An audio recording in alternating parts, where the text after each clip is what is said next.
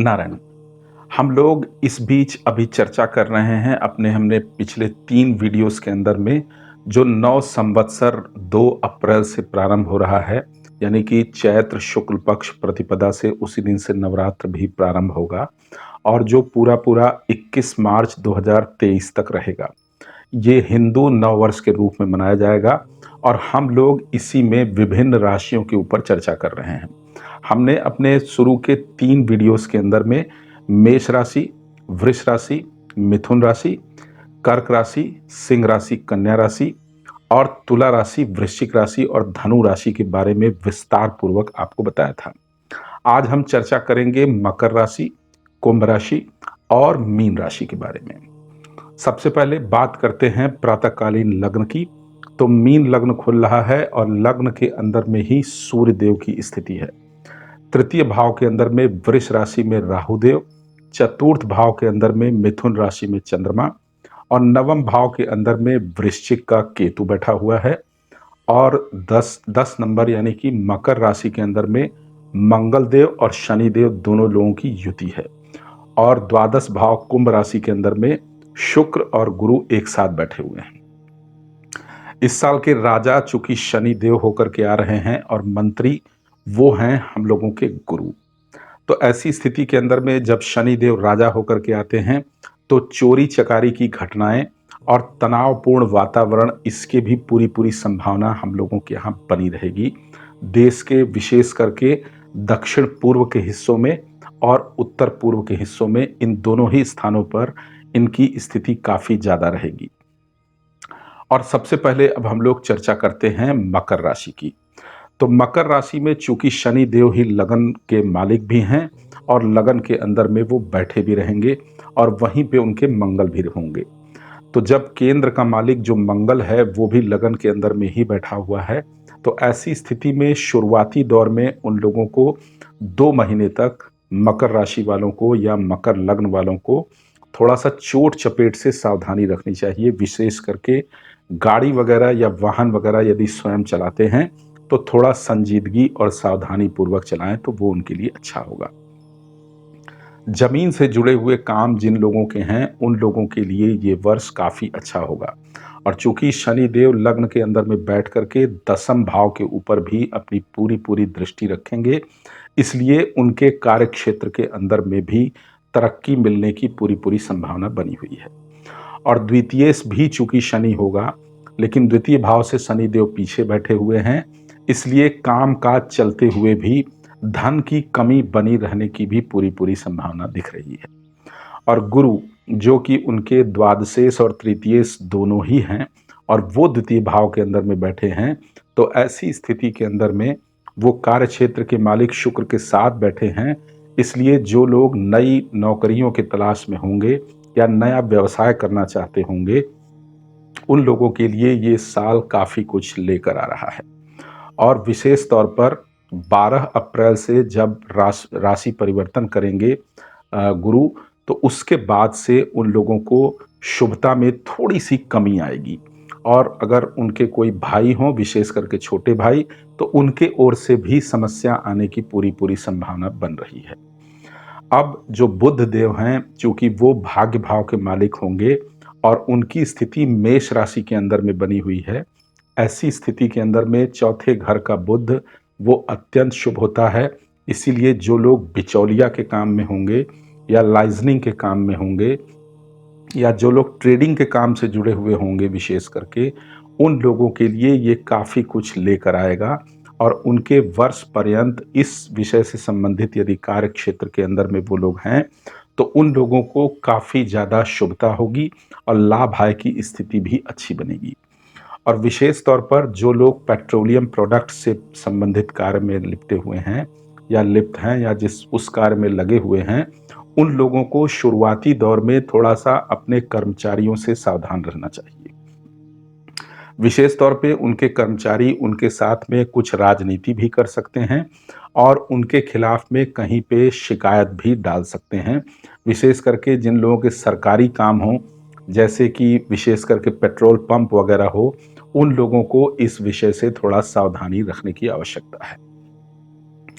जो राहु देव हैं वो चूंकि प्रारंभ में वृष राशि के अंदर में बैठेंगे और वक्री होने के बाद वो 11 अप्रैल को जो वक्री हो रहे हैं, वक्री क्या हो रहे हैं, चूंकि राशि ही अपना बदल रहे हैं। राहु और केतु तो सदैव वक्री ही रहते हैं। राशि बदल करके वो आ जाएंगे मेष राशि के अंदर में। तो उसके बाद से थोड़ा उन लोगों को कोई भी निर्णय लेने के अंदर में किसी व्यक्ति विशेष से, जिसको भी वो मानते हों, उससे यदि वो परामर्श लेकर के और आगे बढ़े तो वो उनके लिए काफ़ी अच्छा होगा। जिन लोगों की बहन हो, उनका अगर विवाह का कोई मैटर चल रहा हो, मकर लग्न या मकर राशि वालों का, तो उनके बहन के विवाह की भी पूरी पूरी संभावना इस साल बनी हुई है। अब बात करते हैं कुंभ राशि की। कुंभ राशि में चूंकि ये भी लग्ने शनि ही हैं, लेकिन वो द्वादश भाव के अंदर में जा कर के बैठेंगे और द्वादश भाव में ही मंगल, जो कि उनके कार्य क्षेत्र का भी मालिक है, वो जा कर के बैठेगा। ऐसे में कुंभ लग्न या कुंभ राशि वालों को हनुमान जी की सेवा करना और हनुमान जी के दरबार में जाकर हाजिरी लगाना वो काफ़ी अच्छा फल देगा। विशेष तौर पर शनिवार को तो अवश्य ही, और संभव हो सके तो मंगलवार को भी, या अगर पूरे सप्ताह भर कर सकते हैं तो वो और भी शुभता लेकर आएगा। सुंदर कांड का पाठ करना या कम से कम हनुमान चालीसा का धीरे धीरे पाठ करना उनके लिए काफी श्रेयस्कर रहेगा। बुध की स्थिति जो तीसरे घर के अंदर में जा रही है, उनके उस प्रभाव से यदि उनकी कोई बहन हो या बुआ हो या बेटी हो, तो उनको इस वर्ष में कुछ समस्या आने की संभावना भी बना रहा है। और विशेष तौर पर जब राहु और बुध दोनों जने की युति वहाँ पे हो जाएगी, यानी कि 11 अप्रैल के बाद, तब चूंकि 18 महीने के लिए राहु देव यहीं पर आकर के बैठ जाएंगे, तो उनको थोड़ा उस समय में अशुभता मिलेगी। 12 अप्रैल के पश्चात जब कुंभ राशि से गुरु महाराज निकल करके और उनके द्वितीय भाव के अंदर में आएंगे, उस समय यकायक कहीं से धन प्राप्ति के योग बना रहा है। और जो लड़कियां होंगी जिनके विवाह का मैटर चल रहा होगा, उनके विवाह बिल्कुल लगते लगते छूट जाने की भी पूरी पूरी संभावना बनी हुई है, क्योंकि गुरु की 8वें घर के ऊपर भी दृष्टि पड़ेगी। वो दृष्टि महिलाओं के लिए विशेष तौर पर अच्छी नहीं होगी। द्वितीय भाव से 9वीं दृष्टि कार्य क्षेत्र के ऊपर डालेंगे, इसलिए जो लोग प्रतियोगिता परीक्षा से संबंधित होंगे या छात्र लोग होंगे, उनके लिए ये वर्ष काफ़ी कुछ लेकर आ रहा है और उनके प्रतियोगिता परीक्षा में सफलता प्राप्ति के योग भी बन रहे हैं। मीन राशि यानी द्वितीय भाव के अंदर में ही सूर्य देव की स्थिति, जो कि लगभग 1 महीने तक रहेगी, वो जब परिवर्तित होंगे 15 अप्रैल के बाद, 15 अप्रैल से लेकर और 15 मई तक मेष राशि के अंदर में, उस समय उनका पराक्रम काफ़ी बढ़ा हुआ होगा। और जिन लोगों के शादी हो चुके हैं, कुंभ लग्न वालों के या कुंभ राशि वालों के, उन लोगों के पत्नी को स्वास्थ्य की समस्या उस समय में आने की पूरी पूरी संभावना बन रही है, क्योंकि उसी समय राहु और सूर्य दोनों लोग एक साथ युद्ध भी हो जाएंगे। और सूर्य चूंकि नैसर्गिक रूप से पिता के भी कारक होते हैं, इसलिए कुंभ लग्न वालों या कुंभ राशि वालों के पिताजी के स्वास्थ्य के ऊपर विशेष रूप से ध्यान रखना चाहिए, नहीं तो ये वर्ष उनके पिता के लिए काफ़ी ज़्यादा गड़बड़ हो सकता है। और जो उनके कुंडली के अंदर में केतु की स्थिति होगी, शुरुआती दौर में वो चूंकि 10म भाव के अंदर में ही बैठेंगे, इसलिए उन लोगों को प्रारंभ में थोड़ा कार्य क्षेत्र के अंदर में दिक्कतों का सामना भी करना पड़ेगा और उनको अत्यधिक मात्रा में धन के व्यय होने की भी पूरी पूरी संभावना बन रही है, क्योंकि शनि देव की पहली दृष्टि ही द्वितीय भाव के ऊपर पड़ेगी। और जहां पर सूर्य देव पहले से ही बैठे हुए हैं, तो उधर से शनि और सूर्य का भी टक्कर होगा। और इसके बाद सूर्य देव जब मेष राशि के अंदर में जाके राहु से युद्ध हो जाएंगे, उस समय में भी उनके पत्नी के स्वास्थ्य के लिए और उनके पिताजी के स्वास्थ्य के लिए दिक्कत की संभावना बढ़ेगी। और जो उनके कुंडली के अंदर में मिथुन राशि के अंदर में चंद्रमा बैठ रहे हैं, इसलिए उन लोगों को पेट की तकलीफ से भी दो चार होना पड़ सकता है, क्योंकि वही उनका षष्ठेश होगा। षष्ठम भाव अर्थात रोग, ऋण और शत्रु, ये तीनों ही चीजें बढ़ने की पूरी पूरी संभावना बनी हुई है। चूंकि 2.25 दिन तक ही लगभग चंद्रमा एक राशि के अंदर में रहते हैं, लेकिन प्रातःकालीन लग्न के अंदर में जो वो मिथुन राशि के अंदर में मिलेंगे, और बुध की स्थिति जो उनके स्वामी होंगे, वो तीसरे घर के अंदर में जाने से उन लोगों को थोड़ा-सा पेट से संबंधित तकलीफ़ें भी हो सकती हैं। जो लोग मुख्य रूप से प्रतियोगिता परीक्षा से जुड़े हुए लोग हैं, उन लोगों के लिए इस वर्ष में थोड़ा उनका ध्यान भटकने की भी पूरी-पूरी संभावना बन रही है। ऐसे में उन लोगों को गणपति जी की पूजा करना, आराधना करना या गणपति मंदिर में जा कर के और वहाँ पर केला का दान करना, विशेष तौर पे अगर हरा वाला केला मिल जाए, तो वो और भी अच्छा है और साथ ही दूर्वा चढ़ाना, वो उनके लिए काफ़ी हितकर होगा। और अब बात करते हैं मीन राशि वालों की या मीन लग्न वालों की। मीन लग्न के अंदर में चूंकि शनि देव और मंगल देव दोनों ही लोगों की स्थिति एकादश भाव के अंदर में होगी, तो वो उनके लिए बहुत ही अच्छा होगा, अत्यंत शुभ रहेगा। लेकिन जब ये वर्ष लगने वाला है, उस समय उनको थोड़ा-सा दिमाग से काम लेकर के और पीछे की जो समस्याएँ आई हुई होंगी, उनसे संबंधित विषयों के ऊपर पूर्ण रूप से ध्यान करके और तब आगे बढ़ने की ज़रूरत है। अगर वो ऐसा करते हैं, तो पूर्व में जो उनकी समस्या आई हुई है, विशेष तौर पे जो उनके कार्य क्षेत्र के अंदर में समस्या आई हुई है, यदि कोई व्यापार में हो तो उसके व्यापार के अंदर में कोई शिकायत कर सकता है, या अगर वो नौकरी के अंदर में हो तो उनको अधिकारियों से डांट पड़ सकती है, या उनका कार्य पूरा ना हुआ हो तो उसके लिए उनको दंड भी दिया जा सकता है। तो जब ये नव वर्ष प्रारंभ हो रहा है, इसके बाद वो अगर थोड़ा विचार करके और कूटनीतिक नीति अपना करके आगे बढ़ें, तो वो उनके लिए काफ़ी अच्छा होगा।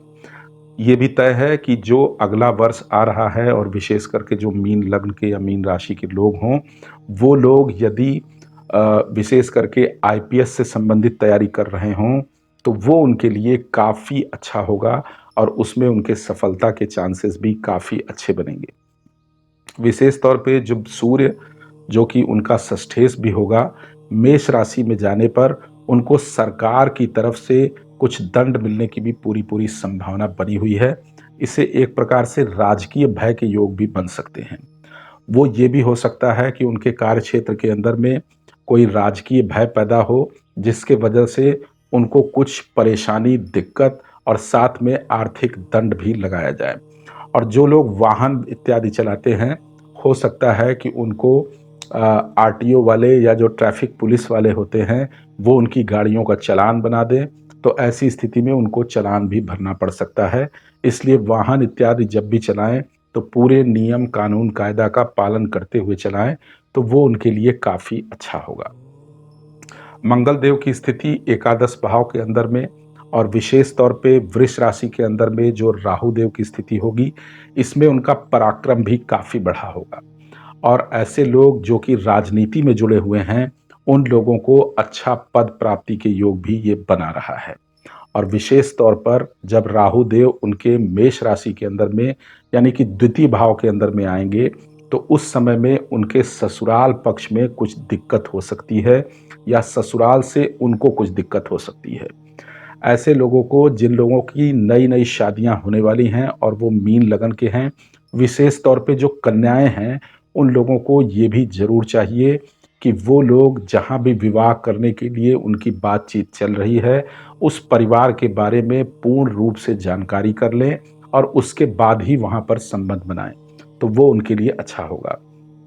चूँकि गुरु उनके लग्नेश, वो भी जाकर के द्वादश भाव के अंदर में बैठे रहेंगे और शुक्र के साथ में बैठेंगे, और जब उनका राशि परिवर्तन भी हो जाएगा, लगभग 1 वर्ष तक गुरु एक राशि के अंदर में बैठते हैं, उस समय गुरु केंद्राधिपति दोष के अंदर में भी होंगे। तो ऐसे में उन लोगों को 5 पीस केला सामने रख करके और कम से कम गुरुवार के दिन विष्णु सहस्त्रनाम का पाठ करके किसी भी रामचंद्र जी के मंदिर में या भगवान नारायण के मंदिर में दान करना उनके लिए काफ़ी हितकर और श्रेयस्कर रहेगा। इससे उनके स्वास्थ्य की दृष्टि में भी और उनके कार्यक्षेत्र के भी अंदर दोनों ही स्थानों पर उनको शुभत्व की प्राप्ति होगी। और जो बुध देव, जो कि उनके पत्नी भाव के मालिक होंगे, वो द्वितीय भाव के अंदर में बैठ करके उनके लिए काफ़ी अच्छा करेंगे। यदि कोई व्यक्ति अपने कोई नया कार्य करने जा रहा है और उसके अंदर में वो अपने पत्नी के नाम से वो कार्य करे या अपने माता के नाम से वो कार्य करे, तो वो उनके लिए काफ़ी अच्छा होगा। और उसी कार्य के अंदर में, जिस कार्य में वो अगर अपने नाम से करते हैं, तो उनको अड़चने आएंगी, लेकिन यदि अपने पत्नी या अपनी माता के नाम से वो कार्य करते हैं तो उसके अंदर में शुभता की वृद्धि होगी। और जो राहु देव मेष राशि के अंदर में जब उनकी स्थिति होगी द्वितीय भाव के अंदर में, उसी समय में उन लोगों को अपने वाणी के ऊपर भी काफ़ी नियंत्रण रखना चाहिए, क्योंकि मीन लगन के अंदर में राहु देव थोड़ा कारक होते भी हैं, लेकिन केतु की 8वें घर की स्थिति में जो तुला राशि में पहुंचेंगे वो उनके लिए काफ़ी ज़्यादा नुकसानदेह होगा। और उनके कोई जीजा हों या मौसा हों या फूफा हों या नर संतान हों, उनको स्वास्थ्य की समस्या वो उस समय में दे सकते हैं। तो ये कुल मिलाकर के 12 राशियों की विशेष चर्चा रही। हमारे इस वीडियो के अंदर में हमने 3 राशियों के बारे में, यानी कि मकर राशि, कुंभ राशि और मीन राशि के बारे में आपको विस्तार से बताया। आपको हमारा ये वीडियो कैसा लगा, हमें ज़रूर बताइएगा, क्योंकि आपकी राय हमारे लिए काफ़ी महत्वपूर्ण है। आप हमें जो भी मैसेज करते हैं हमारे चैनल पर, हम पूरा प्रयास करते हैं कि उसका हम जवाब आपको अवश्य दें। आपको ये वीडियो अच्छा लगे तो और लोगों को भी शेयर ज़रूर कीजिएगा। आप हमारे चैनल को लाइक, शेयर और सब्सक्राइब करना नहीं भूलिएगा। नारायण।